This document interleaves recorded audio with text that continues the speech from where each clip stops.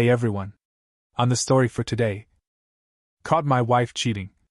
So I exposed her lover and destroyed his marriage. I'm at a complete loss.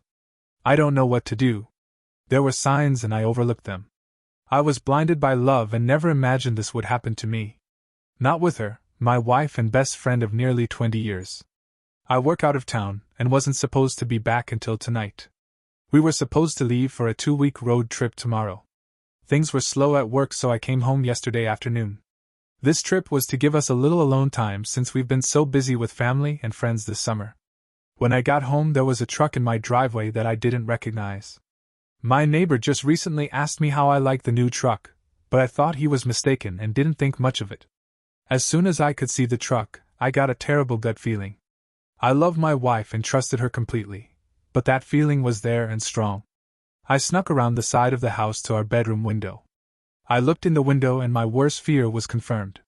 They were right there, completely naked on my bed. I walked away. I've been fighting the urge to do something that I know I will regret. I went to my family's cabin for the night and drank everything there. Today I was on my way home to confront her and decided against it. I'm not ready. All I can feel is anger. All I can think about is violence. I'm not in a good place right now. Not good enough to see her. I'm back at the cabin right now. I have a 60 ounces of rum and have been staring at it for an hour. I want to get drunk and forget this, but I don't want to get drunk and make bad decisions. I know this is a critical moment in my life and my actions in the coming days will dictate the rest of my life. That's why I'm here. I need help. I'm not ready to speak to family or friends, so I'm reaching out to strangers. Fuck this world. Busted wife cheating. The amount of support and advice I've received is unbelievable. I actually got choked up just realizing how many great people there are out there willing to help a stranger. It gives me a bit of hope for the world at a moment when I needed it most. The downside to all of this support is that I am struggling to respond to people. I have over 600 private messages unread and several hundred comments unread.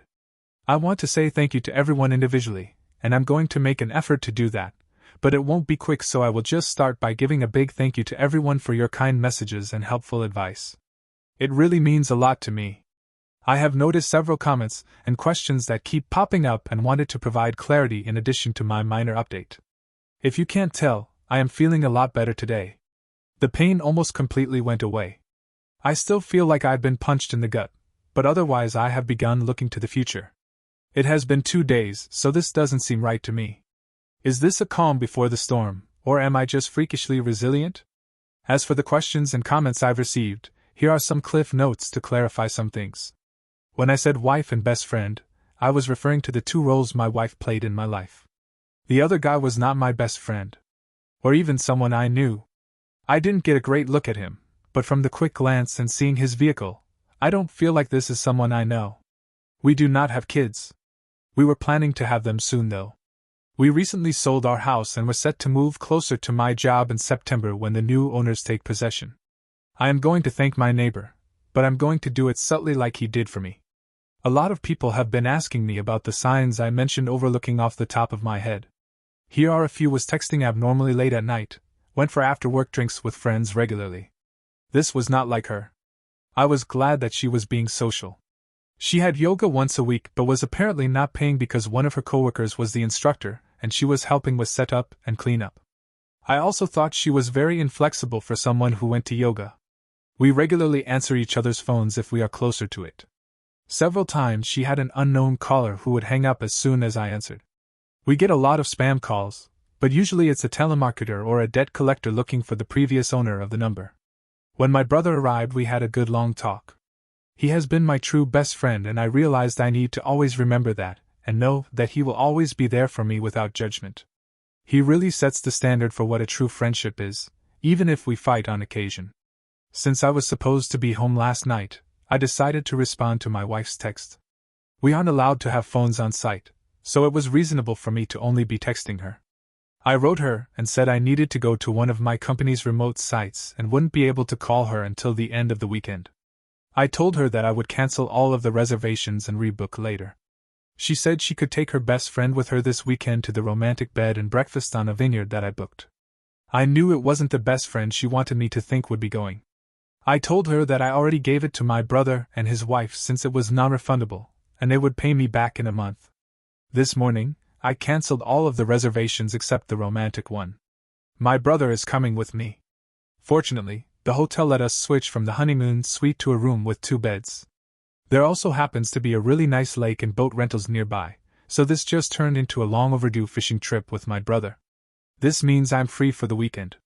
I don't have to write her or talk to her for a few days, so that relieves some stress and gives me more time to think. I am currently in the mindset to get a divorce. I honestly can't see it any other way. My brother is supportive of this, but has asked me to take a few weeks and speak to someone.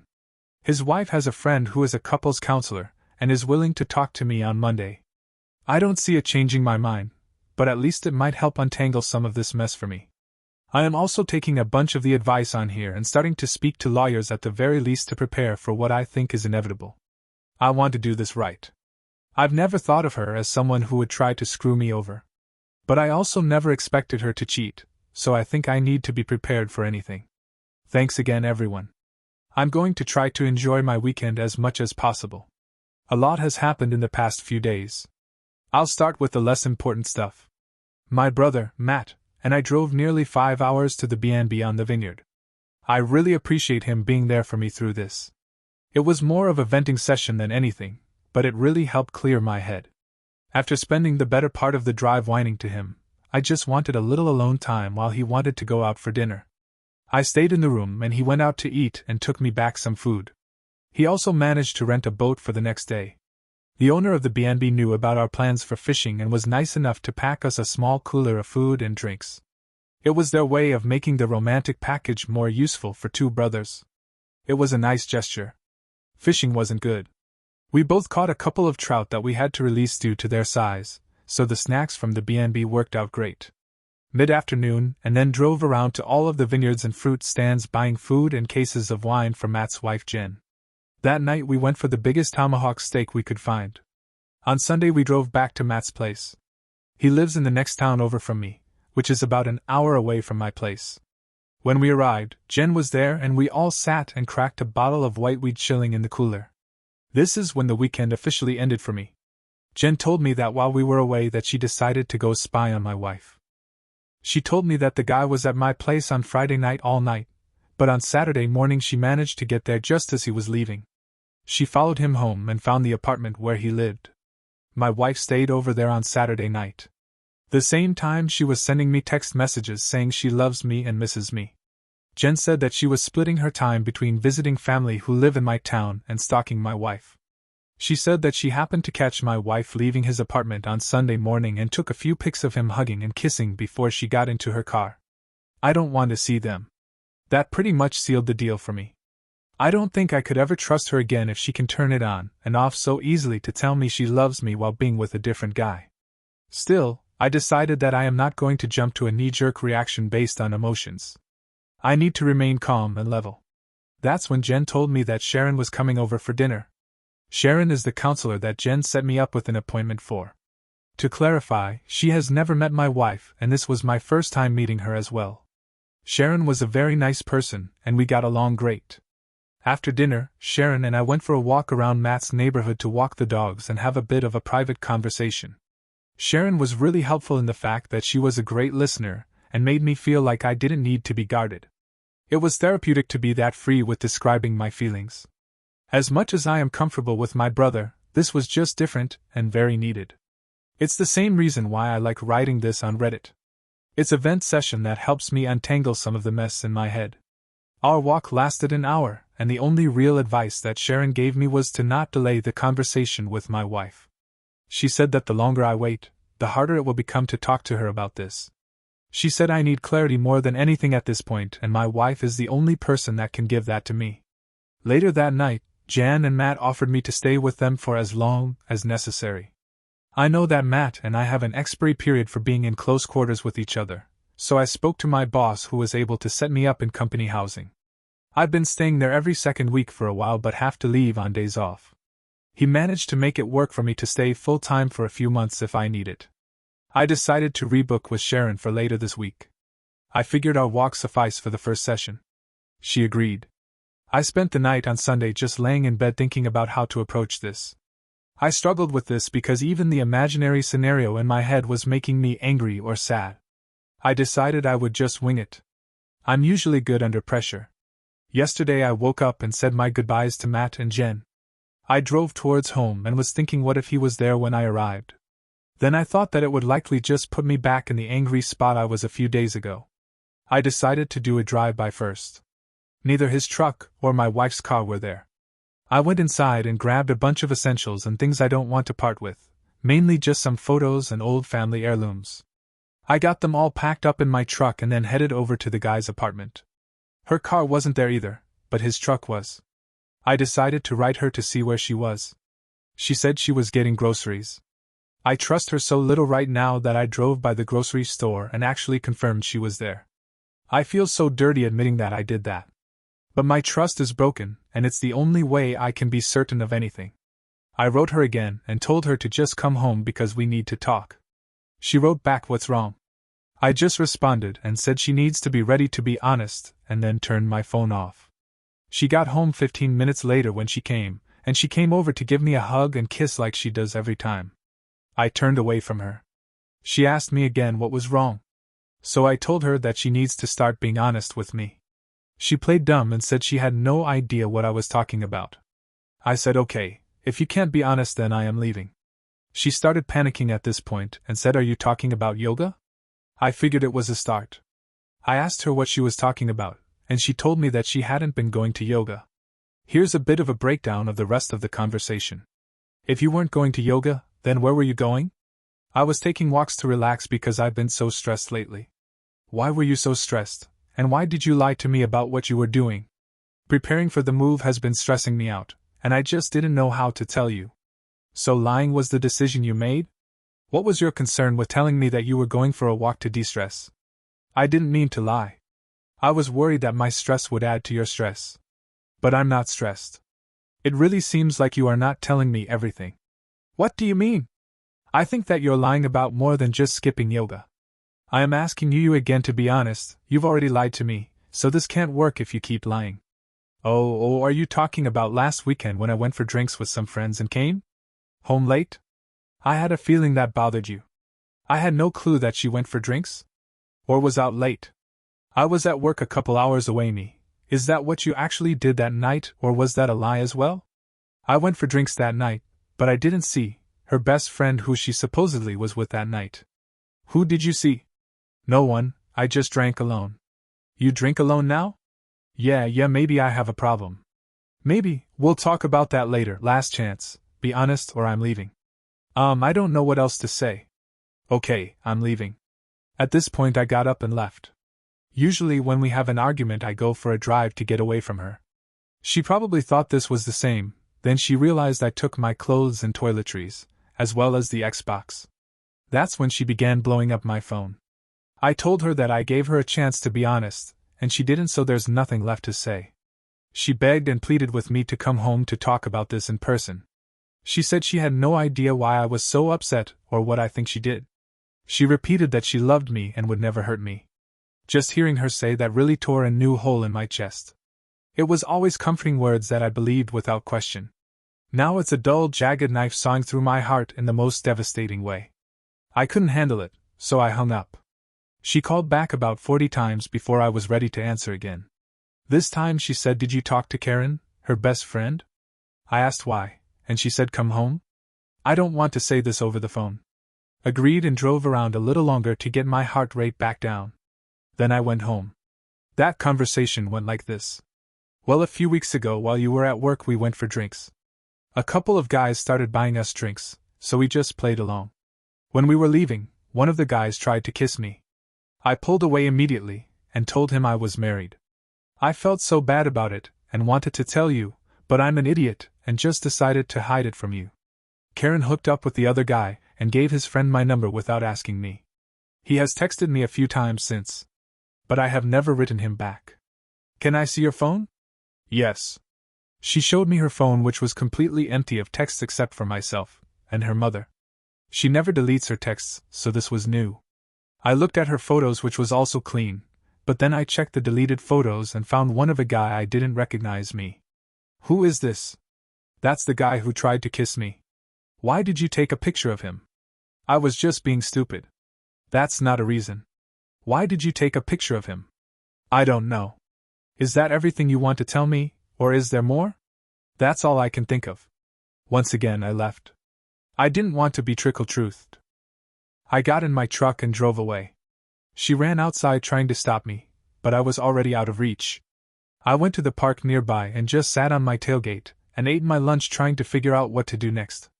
While there I began remembering other things that I should have been more aware of.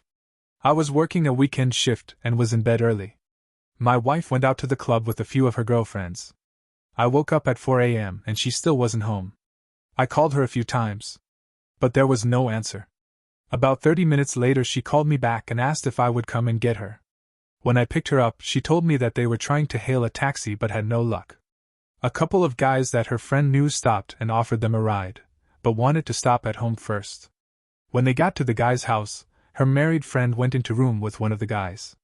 My wife said she spent some time looking for her, but then eventually gave up and just had a drink in the kitchen with the roommates while she waited. She claimed she didn't hear her phone when I tried calling.